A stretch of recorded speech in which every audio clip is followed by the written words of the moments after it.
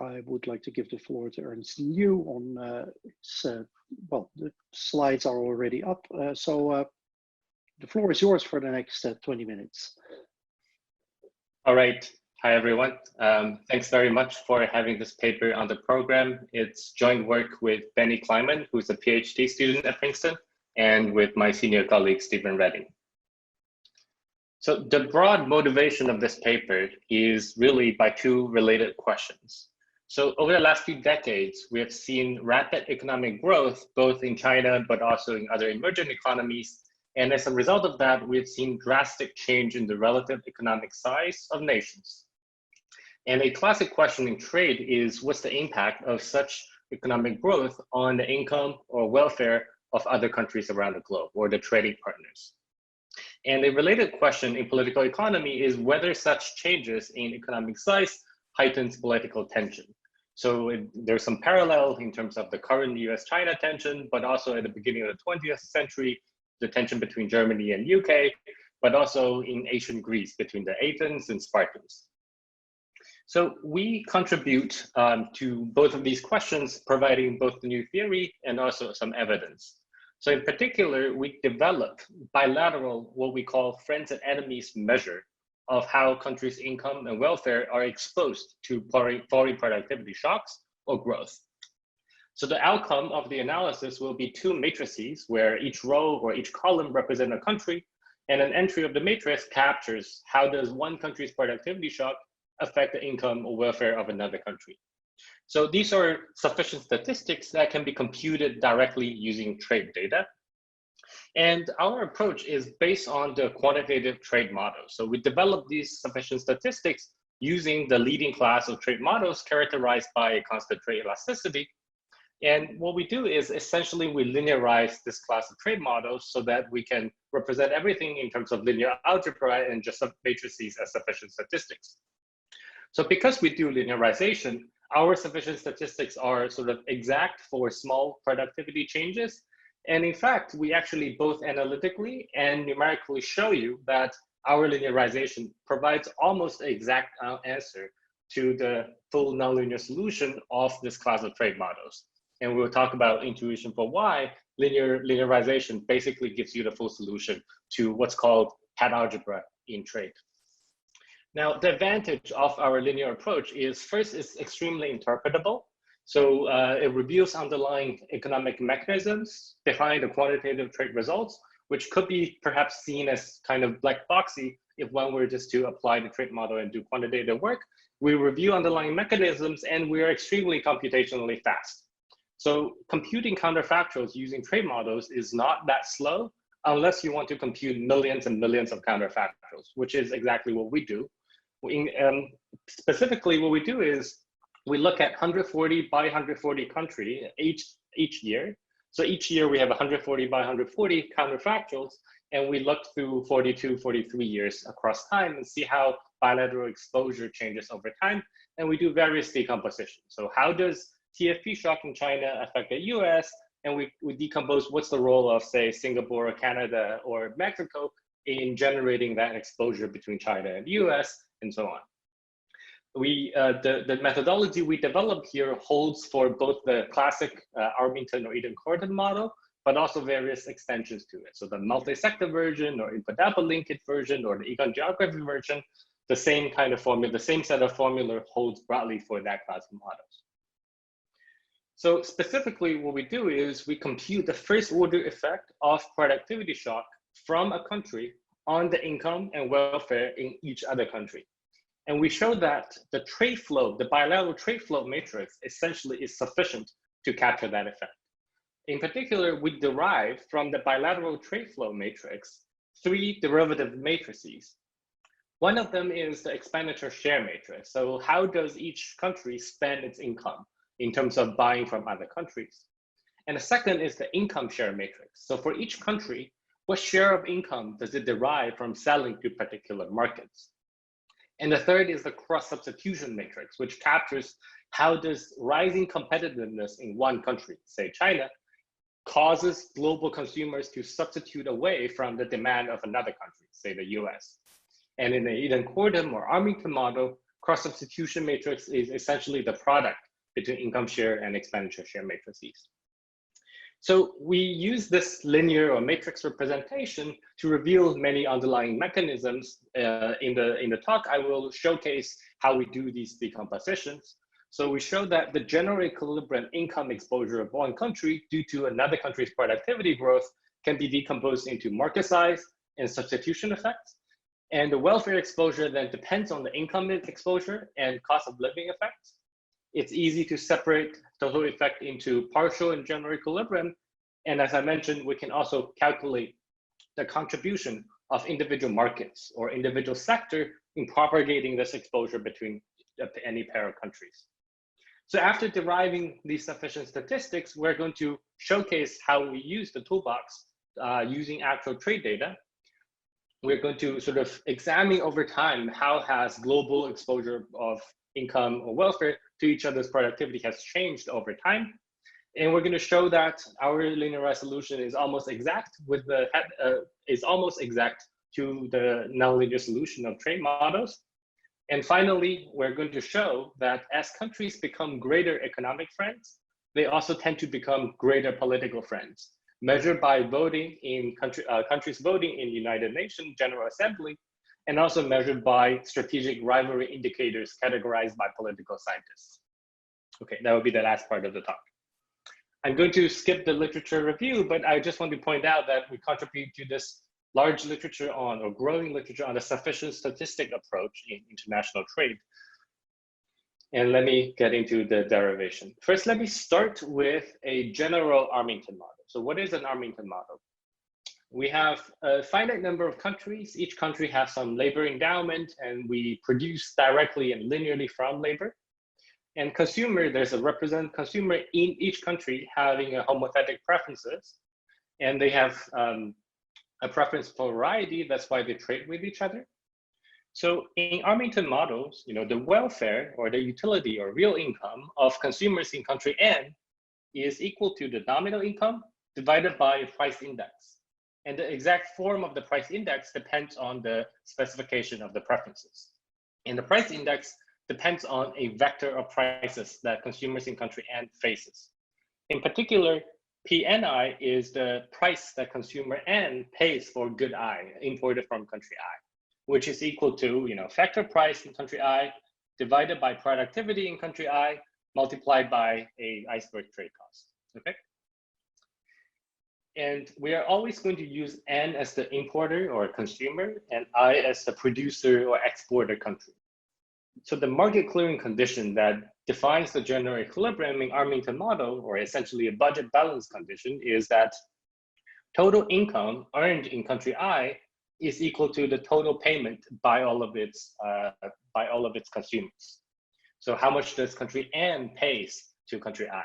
Where SNI is the expenditure share in country N on good I, where the expenditure share, of course, again, depends on the relative prices of different goods that consumer N faces. And it depends on the exact utility specification that generates some expenditure function, okay? That's the structure of Armington model. So we are going to totally differentiate this Armington model with respect to productivity changes and try to measure the response of income or welfare changes. So we take a total derivative, and here's what we get. The equation looks a bit complicated, but it's actually extremely interpretable. So let's think about, country H having a productivity improvement. So think of H as China and I as the US. How does the TFP shock in country H affect the income in country I, or in the US? Well, when China gets a productivity improvement, Chinese goods become cheaper, so it causes consumers around the world to substitute towards Chinese goods and away from goods produced by the US. So each of these third market is indexed by country, is indexed by the number N. So think of N as representing Singapore, Malaysia, Canada, Mexico. So as Chinese goods get cheaper, consumers in all of those countries shift towards Chinese goods and away from the US. And the exact degree to which that affects US demand is captured by the cross-price elasticities. So these data are the cross-price elasticity in each of the markets around the world with respect to Chinese prices on US demand. And the effect of TFP shock mitigated by the cross-price elasticities affect income or factor prices. That's the partial equilibrium effect. That's the first round of global exposure. However, as these factor prices changes, that also affects production cost and then feed back into second and higher round of general equilibrium effects. Okay, so general equilibrium is essentially a fixed point to this equation. Now, the final term that I haven't talked about is what we call a market size effect. So because global consumers have different expenditure shares, so think of, Canada consumers spend a lot of their income on US goods, more so than Singapore. So an increase in Canadian income is really good for the US relative to an increase in Singapore income. And this first term captures that exposure to the US consumers, okay? So this is what we get by differentiating the market clearing condition with respect to a productivity shock in order to get the exposure in terms of income. And in terms of welfare, well, the welfare change in a given country is just the income change net of the change in price index, which depends on production costs around the globe, weighted by the expenditure share of consumers in that country. So the cross-price elasticities, of course, depend on the preference specification. And in the classic CES preferences, this cross-price elasticity simplifies drastically. It just becomes the trade elasticity times the expenditure share. So consumers in Singapore are more elastic to Chinese prices in terms of their demand to US if the trade elasticity is high, or if Singapore consumers spend a high fraction of their income on Chinese goods. Okay, that's what this equation says. So we can stack these equations into a vector form, and that's our Frentzen representation. So this matrix M captures all the cross-price elasticities and captures the first round or the partial equilibrium substitution effect. When you have productivity changes, causes substitution and affect the income or factor prices, and then factor price feed into higher rounds of substitution effect. And income also affect market size. That's the effect that I mentioned. If US gets a high fraction of income from selling to Canada and Canada gets richer, that's good for the US. And in terms of welfare exposure, again, welfare effect depends on income exposure and the cost of living effect. So here, T is the income share matrix, S is the expenditure share matrix, and this cross substitution matrix M is just the product between T and S. So what's the intuition there? Well, when China gets a productivity improvement that causes global consumers to substitute away from US goods, the extent to which consumers substitute away is captured by their expenditure share on Chinese goods. And how important is each market for US income is captured by the income share matrix. So this substitution matrix is just a product between the income share and expenditure share. So we need to add all the exposures due to each of those markets, aggregate them in order to get the exposure between US and China, okay?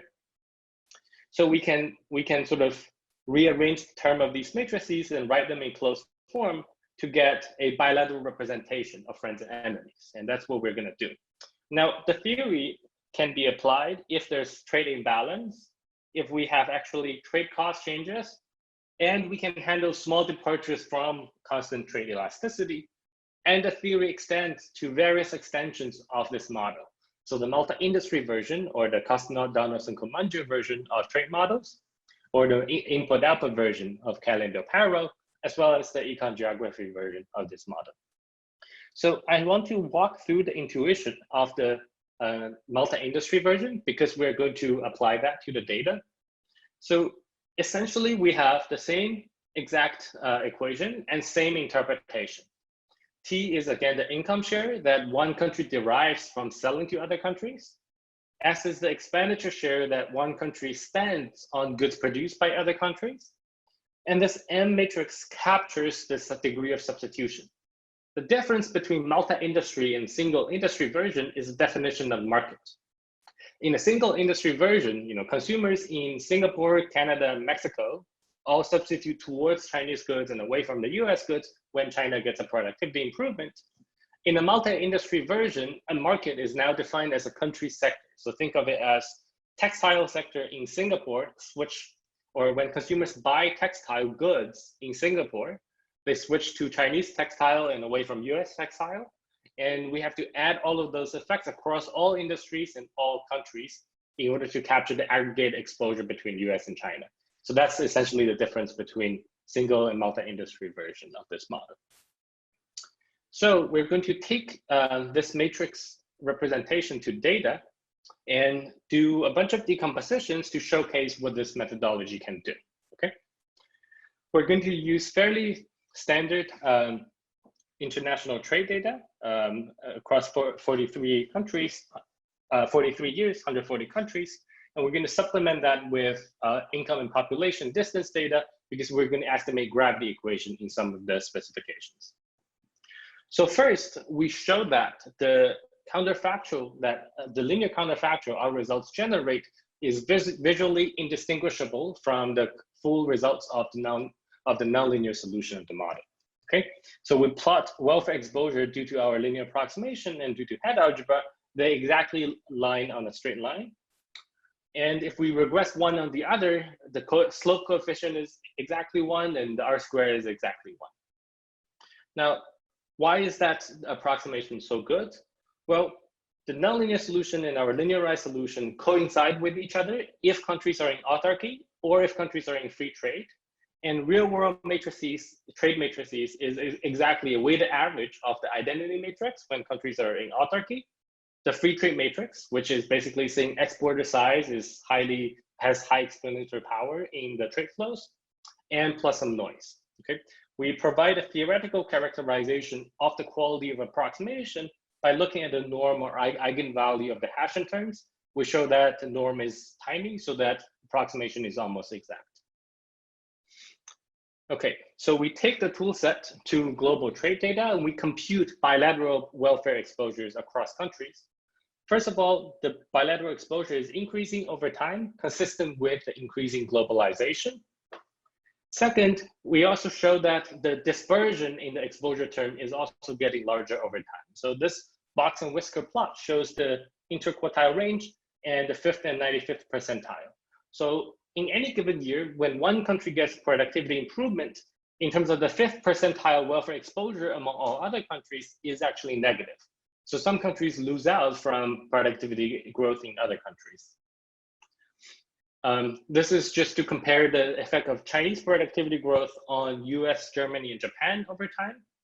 The broad conclusion is whenever there's Chinese productivity growth, it harms US income, but benefits US welfare because US consumers buy so much Chinese goods, the price index effect shows up in the welfare, but doesn't show up in the income equation. So Chinese growth is bad for US income, but actually improves US welfare. And relative standing of the US around the world is actually harmed by Chinese productivity growth. So US share of world income relative to all other countries always declines when China gets a productivity growth. Now, we use this bilateral exposure matrix to do a clustering or community detection, using it to maximize modularity score, essentially try to arrange countries into clusters to maximize within cluster linkages and minimize cross-sector linkages. In 1970s, the world is centered around US. Other big countries include Germany and Great Britain. In 85, we see the rise of Japan and the rising well-defined European cluster, and Asian cluster is centered around the US. In 2000, Asia is centered around Japan. There's a North American cluster and a European cluster centered around Germany. And 2012, the last year of a sample, China actually has the biggest productivity exposure to all other countries, overtaking the US. Okay. Now, we use this tool or this bilateral exposure to examine regional pockets of regional economies. So for example, bilateral exposure in Asia, where the size of the outgoing arrow captures the size of exposure one country has in terms of productivity growth on the welfare of another country. So going from 1970 to 2012, we see the declining influence of Japan in Asia, rising influence of China, and rising influence of Singapore, declining influence of Malaysia. We do the same for Eastern Europe around the fall of Iron Curtain. We do the same for North America around NAFTA. Okay. We can decompose the importance of each individual market in shaping bilateral exposure. So think about US exposure due to Chinese productivity shock. Well, these are the important markets that propagate that. So why is Singapore important? Well, Singapore has a high expenditure share on Chinese goods, and Canada is important because US derives a lot of income from selling to Canada. Okay. Now, even though we are considering a uniform productivity shock in a given source country, it actually has heterogeneous impact on across industries due to different comparative advantage or different industrial composition across countries. Here's a particular interesting fact. That is, if we consider input-output version of the model and think about the uniform Chinese productivity gain across all countries, in factory Asia, around regional economies in East Asia, the sectors that gets harmed are all light manufacturing sectors, textile, office equipment, and so on. But electrical equipment and medical equipment, these more high-tech manufacturing sectors actually gain. So these sectors relatively expand in East Asia due to regional production linkages. The pattern is drastically different if we look at resource-rich or commodity exporters. So they experience a form of Dutch disease in general equilibrium. So even though China gets a uniform productivity gain, these sectors, the sectors in these countries, the sectors that relatively expand are the primary sectors, basic metal, mining, and agriculture sectors. So we do various decompositions in the paper that I wouldn't have time to go into, but we also can easily compare the welfare impact across different versions of trade models. Essentially using multi-industry or input-output, highly correlated with the single sector model, but magnitude is slightly larger in terms of the input-output version. Okay, now the final bits of the paper is we link the economic exposure matrix that we come up with political exposure, political distance across countries. So what we do is we look at how countries vote in the United Nations General Assembly, and we have essentially we use measures come up with by political scientists on countries' distance or similarity score in their voting. We have a host of such measures based on UN General Assembly voting. We also use indicator variables for whether countries are engaged in strategic rivalries, which are also categorized by political scientists based on contemporary perceptions by political decision makers of whether whether country pairs are competitors, threats, or enemies. So we use both of these measures as the left-hand side variable, and we see whether the economic exposure that we have is predictive of these political exposures. So of course, this could be highly endogenous. As countries get closer politically, they trade more. And because they trade more, that affects the welfare exposure measures. So the strategy we come up with is we estimate a gravity equation for each year. And we use the changing coefficient of distance in gravity to predict bilateral trade flows, and use the predicted bilateral trade flow due to time varying coefficient of distance as the instrument variable for the welfare exposure to causally get effect of welfare exposure on political exposure. So for each pair of country, we control for a country pair fixed effect and time fixed effect. And we find that as countries get closer, or in terms of more positive welfare exposure towards each other, they also become greater friends politically, meaning they vote more alike in UNGA or United Nations General Assembly, and they are less likely to engage in strategic rivalries. These results are robust across a wide range of specifications, as well as different measures of welfare exposure using different versions of trade models, and across both types of political measures. So let me conclude. We developed a bilateral matrix representation of exposure to global shocks.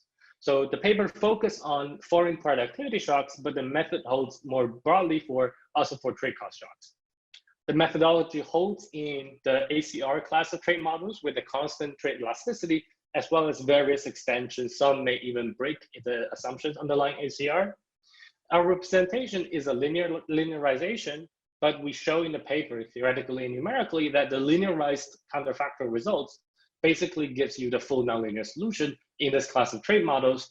And we actually develop a theoretical bound for departure from the CES assumption. So you can study general Armington model using the methodology as well. The approach is vastly computationally superior to nonlinear head algebra, and it's vastly more transparent. You yield sufficient statistic that isolates underlying economic mechanisms, and now we apply that to the paper to do various decompositions, and finally we show that as countries become greater economic friends, they also tend to align better politically in terms of UNG voting or in terms of strategic rivalry measures. Thank you. Thank you so much, Ernst. This is we want to open the discussion here. If not immediately, I had one question. I understand from a practical point of view why you would rely on the commodity trade flows that are in the data that you describe, but to what extent would you expect these patterns to be different if you could also incorporate service flows and trade flows and services? And well, and I see that Bertolt wants to join the discussion as well. So go ahead, let's collect the questions. Yeah, thank you. I was surprised by the fact that your model does so well, because it's a linear approximation, and usually we think about China as having caused big changes. So I would have expected some nonlinear effects to go on. Can you comment on that? Or is it a sequence of many small steps that amounts to a big step, and you are looking at the small steps and then you can approximate them well? I mean, I thought it was very nice, but I was surprised how well it did. Further questions? Okay. Ernst, why don't you go ahead? David also had a question, I saw. Who would? Oh, sorry, David, go ahead. Hi, Ernest, very nice paper. So I was trying to follow the multi-industry one. I was trying to think through whether that was useful for thinking about gains to winners and losses to losers. It just seems like now more than ever in trade, it's obvious that there are people like me who teach Chinese graduate students and buy cheap Chinese goods. It's no question that I gain from trade with China, and there's a whole host of people who feel like, and probably do, suffer. It just seems like that within country heterogeneity, you know, you can always make that comment in an, in an aggregate model. I was just trying to think, to what extent can you guys get at that in this multi-industry version? Or whether you think maybe just this is not the paper to think about that issue. But overall, very nice paper. This was a clarifying comment, trying to be a helpful comment, not a criticism. Okay, let me get to these questions. First, on service flows, to the extent that we observe bilateral trading service, this same framework exactly applies. And in the presence of non-tradables, if we know sort of the expenditure share in non-tradables, then we can scale sort of our measures accordingly by the share of non-tradables. So this is more like a toolkit. Given whatever data you have, if it's cross-country commodity flow, it can be applied. If you have data on input-output linkages, you can do the input-output version. If you have services or data on expenditure share on services, you can do the service version as well. So in the paper, we do something quite crude in terms of computing services. When we do the multi-industry as well as the input-output version, we basically take the service share in the US and scale all the welfare measure accordingly by that. So in response to Bert's question, this is the comparison. So we were very surprised by the fact that the approximation does so well, not only for small shocks, but also for large shocks. So even if a country gains productivity by 1,000%, the approximation is almost exact. So the graph I showed you, the high R square, the fact that nonlinear solution, linear solution almost coincide, hold even for large shocks. We were very surprised by that. That's why we did quite a bit of work to understand why that's the case. I didn't really have time to go through just now. So this is the nonlinear equation. This is the linear equation. The difference in the first line is in the nonlinear equation, it's taking logs of averages. And we are doing averages of logs. And then, of course, the linearization involves second order terms and higher order terms. The linear and the nonlinear equation holds exactly, or they are exactly equal if countries are in autarky, if countries are in free trade, or if the deviation from those cases are exactly in terms of noises that cancel out because we're just doing log averages. Now, the real world trade matrices has a strong diagonal component, that's the autarky matrix. The real world trade matrix, the exporter size really explains a lot of variation in the real world trade matrix, evidence from the gravity equation. That's basically the free trade matrix. Under free trade, the expenditure share on China in each country is actually proportional to China's size. So any residual from the weighted average of identity and free trade matrix is essentially noise. And that partly speaks to why gravity equation does so well. So if the world is a sphere. So if you take two random countries and plot a distribution of distance between two random countries, that's essentially noise that gets canceled out by the log averaging. So to formalize that, the linearization involves second order term and higher order terms. And we can show that the norm of these Hessian matrix in the second order term can be used to bound the size of second order term, and can actually be also used to bound the size of all higher order terms. So we compute those Hessians and we compute those norms, we compute those bounds analytically. We show that given real world trade matrices, our approximation is basically exact. So the nonlinear effect in this class of trade models are very small. So that it was a surprise for us. We didn't know that before engaging in the project. So to answer David's question, the multi-industry version of the graphs I showed exactly gets at that question. So in the paper, we don't really emphasize that. So we think each country has a representative consumer, and part of the consumer is employed in different sectors and so on. But if you think that employment is sticky within sectors, these cross-industry exposures exactly gets at that question. And the contrast here is huge in the sense that East Asian economies, just a uniform productivity change in China that benefits all Chinese sectors benefits these high-end manufacturing sectors in the East Asian countries due to regional production chains, and really harms the light manufacturing, which China has especially the competitive advantage at. But if you compare with the resource-rich or commodity exporters, really, the sectors that relatively benefit are the commodity sectors, because the light manufacturing sectors gets destroyed due to rising Chinese productivity. So if we think that employment is sticky, or if we don't no longer have a representative consumer within each country, this kind of decomposition exactly answers that question. We're thinking about how to package that result better, but currently this decomposition is how we touch upon that issue in the paper. All right, thank you so much for this this interesting talk.